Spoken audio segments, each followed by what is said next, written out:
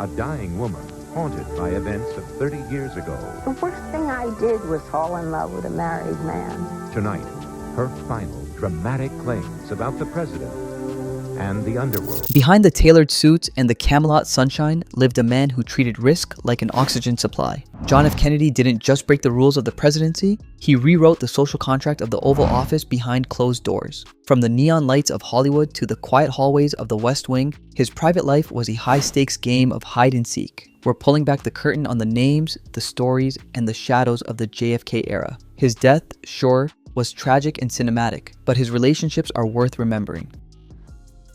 The Intern, Mimi Alford.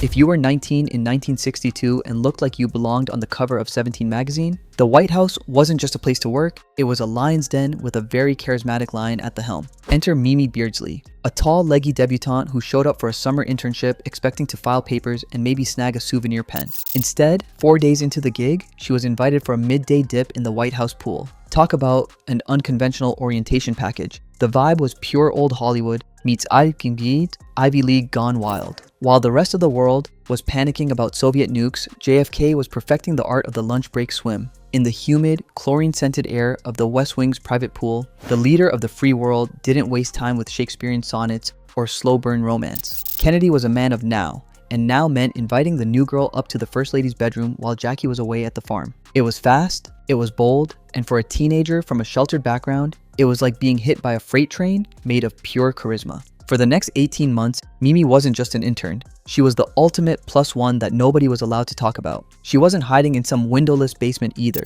This girl was living the high life, jetting off to Nassau, Yosemite, and even Bogota on Air Force One. Imagine sitting in the back of a sleek Lincoln Continental, watching thousands of people scream and weep for a man you just shared a quiet scotch with behind a curtain. It was the ultimate I have a secret power trip played out on a global stage. But it wasn't all glamorous jet setting and silk sheets. The relationship had a chilling, detached edge to it. Kennedy had this weird, unspoken rule. He wouldn't kiss her on the mouth. It was his way of keeping a wall up, ensuring that while their bodies were close, their souls stayed in different zip codes. He was the quintessential cool guy who was actually kind of a ghost. Yet, during the peak of the Cuban Missile Crisis, the mask slipped. Mimi saw him slumped on the edge of the bed, a man carrying the weight of the literal world, admitting he'd rather his kids be red than dead than see them vaporized. Their situationship, as we'd call it today, only ended because the calendar ran out. Their last goodbye was November 15th, 1963. He told her he'd call her when he got back from some trip to Texas. History, unfortunately, had other plans.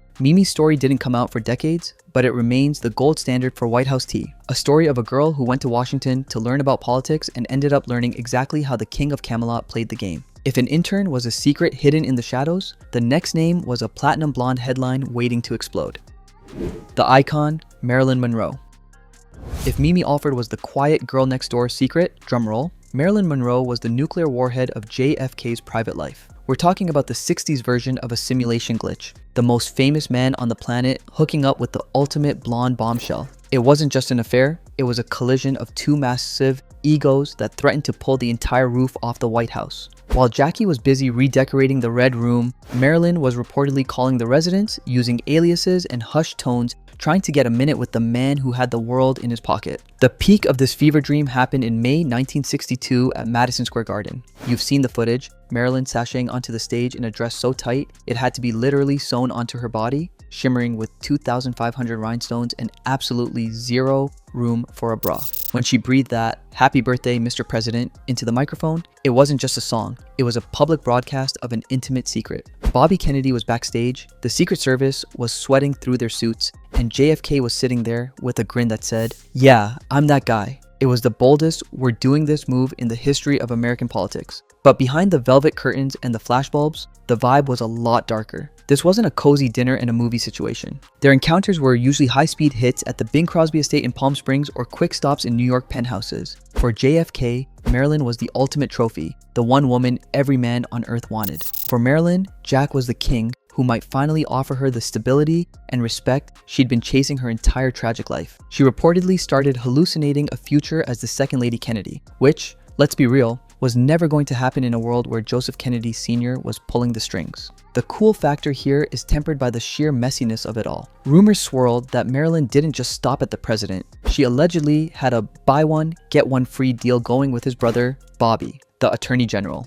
Imagine the family dinners. The Kennedy brothers treated Hollywood's greatest icon like a shiny new toy they could pass back and forth, while Marilyn's mental health was spiraling. She was the original, complicated star, and the Kennedys were the original fixers. When she died under a cloud of mystery just months after that Madison Square Garden performance, the Camelot paint started to peel. Marilyn was the dream, a shimmering platinum fantasy that proved JFK could have anything he wanted. But as the saying goes, when you play with fire, you eventually get burned. And this particular flame was bright enough to be seen from space. She was the one woman who could have brought the whole house of cards down with a single press conference, and her shadow still hangs over the Kennedy legacy like a cloud of Chanel No. 5. Marilyn was the dream, but the next woman was a living, breathing political nightmare.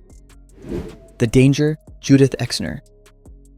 This time of JFK's life was a high-stakes spy novel. Judith Exner was the plot twist that would have made a screenwriter say, "No way, that's too much." We aren't just talking about a secret romance here. We're talking about a woman who is essentially the human bridge between the Oval Office and the dark, smoky backrooms of the American mafia. Imagine the audacity. The President of the United States sharing a girlfriend with Sam Giancana, the ruthless boss of the Chicago outfit. This wasn't just playing with fire. It was juggling lit sticks of dynamite in a room full of gasoline. Judith was stunning, a dark-haired socialite who moved through the Rat Pack circles like she owned the place. She was introduced to Jack by none other than Frank Sinatra, the ultimate mid-century wingman, at a lounge in Las Vegas in 1960. Within weeks, she was a regular guest at the White House. But here's where the cool factor gets a chilling edge. Judith claimed she wasn't just there for the cocktails and the charisma. She allegedly acted as a high-level courier, carrying envelopes back and forth between the president and the mob.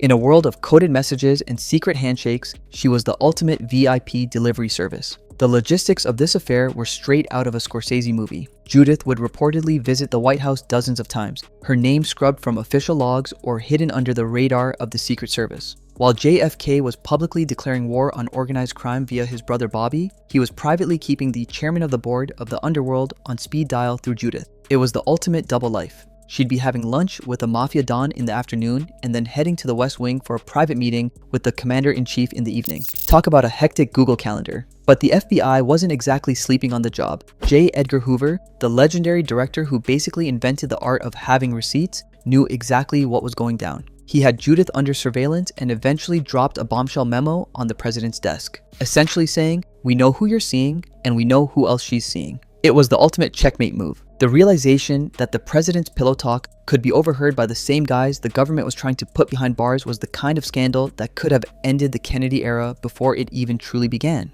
Judith eventually went public in the 70s, and the world collectively lost its mind. She painted a picture of a man who lived for the thrill of the impossible, and a White House that was far more Goodfellas than Father Knows Best. She was the living proof that for JFK, the danger was the point. The closer he got to the edge of a cliff, the more alive he felt. While some women brought danger from the outside, others were already on the payroll.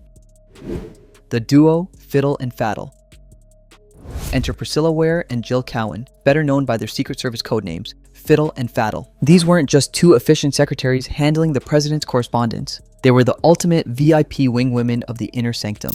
While most staffers were worried about the Berlin Wall, these two were the life of the party in the most exclusive office on the planet. Fiddle and Faddle were the cool girls of the 60s, young, charming, and totally unfazed by the fact that their boss was the leader of the free world. Their presence in the West Wing was a poorly kept secret that everyone just kind of agreed to ignore. They weren't just filing papers, they were often found skinny dipping in the White House pool during lunch breaks with JFK. Imagine being a high-level diplomat waiting for a meeting while the president is doing laps with his secretarial staff. It's the kind of peak-level confidence that only a Kennedy could pull off without getting fired on the spot. The logistics of this duo situation were handled with the precision of a military operation. The Secret Service acted like a high-end concierge service, keeping a sharp eye out for Jackie's car pulling up to the North Portico. When the First Lady was away, the West Wing turned into a private club. Fiddle and Faddle weren't just affairs in the traditional sense. They were part of the furniture, a constant source of lighthearted energy in a building that was usually suffocating under the weight of the Cold War.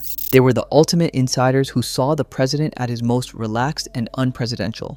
What makes this part of the list so fascinating is how open it was within the bubble. Reporters knew, the cabinet knew, and even Jackie reportedly knew. Legend has it that while giving a tour to a French journalist, Jackie pointed at one of them and said in her airy, breathless voice, "That's the girl who's supposedly sleeping with my husband." Talk about a power move. Jackie wasn't just aware. She was playing the game on a totally different level of poise. She knew that in the world of Camelot, the king was always going to have his court favorites. They were the ultimate keepers of the vibe. The girls who made the most stressful job in the world look like a summer vacation. They were the human equivalent of a do not disturb sign on the door of the Oval Office. The West Wing was crowded, but his heart often wandered back to the elegance of Europe. The aristocrat Gunilla von Post. If most of JFK's flings were high-speed chases, Gunilla von Post was the slow, melancholic jazz track. She wasn't a starlet looking for a headline or a secretary looking for a pool pass. She was a Swedish aristocrat with the kind of old-world grace that made even a Kennedy stop and catch his breath. They met in the summer of 1953 on the French Riviera, just weeks before Jack was set to marry Jackie. It was the ultimate sliding doors moment, a sun-drenched European romance that felt more like a movie than a political biography. Gunilla was 21, stunning, and completely unimpressed by the American political machine. For Jack, who spent his life performing for his father's ambitions, she was an escape hatch. They danced under the stars, drove through the hills of the Mediterranean, and shared the kind of what-if chemistry that usually ends when the plane touches back down in DC. But Jack couldn't let it go. Even after the wedding of the century to Jackie, he was still penning secret letters to his Swedish gull, writing things like, "I thought I might learn to love you, but I have." The affair reignited in 1955 when they met up again in Sweden. This wasn't just a quick hotel room hookup. This was a week-long hideaway in a fairy tale castle. Jack was reportedly so smitten that he actually floated the idea of leaving Jackie, quitting the Senate, and moving to Europe to be with Gunilla. Can you imagine the history books if he'd actually pulled the trigger? No presidency, no Cuban Missile Crisis, just a retired American politician living in a Swedish manor. It was the one time the King of Camelot seriously considered abdication for love, or at least for a very intense crush. But the Kennedy machine was a monster that didn't allow for happily ever afters in Scandinavia. Joe Kennedy Sr. reportedly stepped in with the subtlety of a sledgehammer, making it clear that a divorce would be the end of the family's White House dreams. Jack, ever the dutiful son of a dynasty, chose the crown over the girl. He headed back to the States to continue his climb to the top, leaving Gunilla behind in the midst of the Swedish countryside.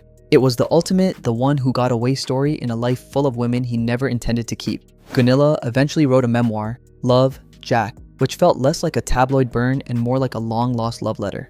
She captured a side of JFK that the public rarely saw. A man who was actually capable of romantic longing, someone who felt the suffocating weight of his own destiny. She wasn't a scandal. She was a ghost of a life he could have had if he wasn't busy becoming a legend. The most mysterious of them all, however, didn't just share his bed, she shared his secrets. The artist, Mary Pinchot Meyer. Mary Pinchot Meyer was the lead in a high-stakes psychedelic noir.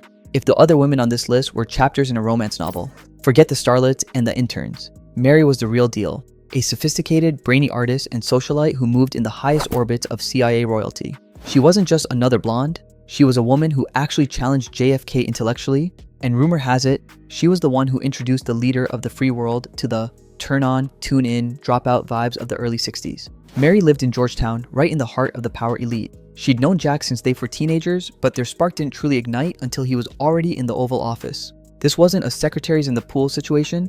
This was deep, late-night conversations about world peace, the Cold War, and wait for it, mind-altering experiences. According to legend and some very chatty Timothy Leary memoirs, Mary was convinced that if the world's leaders just tripped on acid together, they'd realize war was a total drag and world peace would break out. Imagine the commander-in-chief contemplating the cosmos while holding the nuclear football. It's the ultimate 60s plot twist. The logistics of their affair were peak incognito mode. Mary would often walk through the gates of the White House unnoticed, blending in with the socialite crowd, heading straight for the private quarters. She was the confidant he actually listened to, a woman who wasn't afraid to call him out on his political posturing. For a man surrounded by yes men and worshipful fans, Mary was a refreshing blast of intellectual cold water. She was the cool girl who didn't care about the crown, which of course made the king want her even more. But this story doesn't have a Hollywood ending. Just 11 months after JFK was assassinated in Dallas, Mary was murdered while walking along a canal towpath in Georgetown. It was a professional-style hit, 2 shots, no robbery, no motive. The mystery went from tragic to conspiracy almost immediately.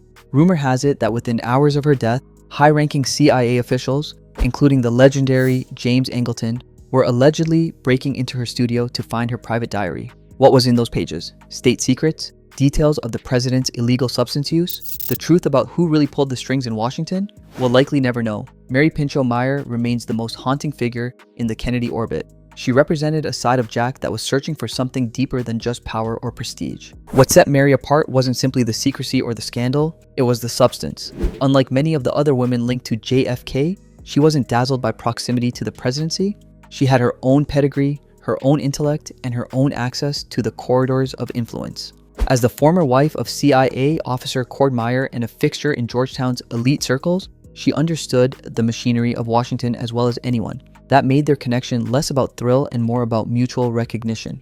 Friends described Mary as fiercely independent, spiritually curious, and politically disillusioned. After JFK's death, she reportedly believed he had been evolving, growing more skeptical of the intelligence community, more open to rethinking Cold War orthodoxy. Some even claim she felt he was moving toward a softer stance on global conflict. Whether that transformation was real or romanticized in hindsight remains a mystery. But to those who knew her, Mary believed she had witnessed a shift in him. Her murder in 1964 only amplified the intrigue. The unsolved case, the missing diary, the alleged CIA interest, all of it cemented her story in the shadows of American history. Was she simply a tragic victim of random violence? Or did she know something that made her dangerous? The unanswered questions turned her from socialite to symbol. In the long list of JFK's affairs, some names fade into gossip columns and footnotes. Mary Pinchot Meyer does not. She lingers in the margins of history, a brilliant, complicated woman whose life and death remain entwined with one of America's most mythologized presidents. Even decades later, researchers, journalists, and conspiracy theorists continue to circle her story, searching for answers that never quite materialize. Perhaps that's why her chapter feels less like scandal and more like unfinished business. A haunting reminder that behind the glamour of Camelot were secrets far darker and far more complicated than the public ever imagined. And that is what makes her story endure. Mary wasn't remembered simply because she had an affair with the president. She was remembered because her life intersected with power at a moment when power itself felt unstable. The 1960s were a volatile time. Cold War paranoia, intelligence operations, back-channel diplomacy. In that environment, relationships weren't just personal, they were political. Some historians argue that the fascination surrounding Mary says as much about America's appetite for mystery as it does about the facts themselves. The missing diary, allegedly containing intimate reflections on her relationship with JFK, has become almost mythical. Reports that high-level figures sought to recover it only deepen suspicions. Whether those actions were routine damage control or something more calculated remains impossible to prove. What is clear is that Mary's death froze her story in ambiguity. There was no chance for memoir, no public reckoning, no aging into quiet obscurity. Instead, she became suspended in time, forever young, forever questioning, forever linked to a president whose own legacy remains contested. In the broader narrative of JFK's affairs, hers stands apart because it carries consequence beyond romance. It hints at ideology, at influence, at conversations that may have brushed against history's turning points. And maybe that's why her name still echoes. Not as tabloid fodder, but as a reminder that in Camelot's glittering court, the most compelling stories were often the ones never fully told. Did you know any of these? Write your comments below and make sure to subscribe to the channel for more content you did not see coming.